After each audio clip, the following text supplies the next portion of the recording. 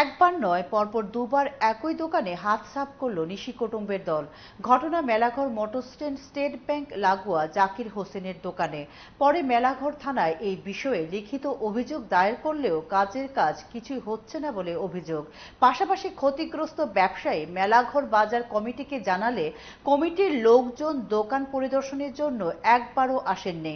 প্রশ্ন হচ্ছে, মেলাঘর বাজারে পাহারাদার থাকা সত্ত্বেও কিভাবে চোরের দল পার পেয়ে যাচ্ছে। স্থানীয় দোকানিরা পুলিশ এবং পাহারাদারের ভূমিকায় ক্ষোভ উগরে দেন। আজকের থেকে ২.৫ দিন আগে একবার চুরি হয়েছে। চুরি হওয়ার পরে কিছু ক্যাশ টাকা আছে, ক্যাশ টিয়া নিছে, দোকানে মাল দরদা নিছে, ক্যাশও ৩৫,০০০ টাকার মতো নিছে।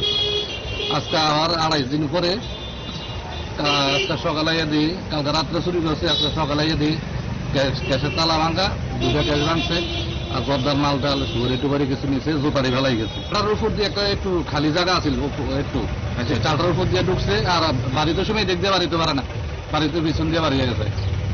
প্রশাসনের থানাতে আমি জিটি এন্ট্রি করছি, তারা কইসে গেছি আমরা চেক করবো, কয়েকদিন হয়েছে, তারা ডেলি ফোন দিয়ে আজকে আইবো কালকে আইবো, এখন যত না আইসে না।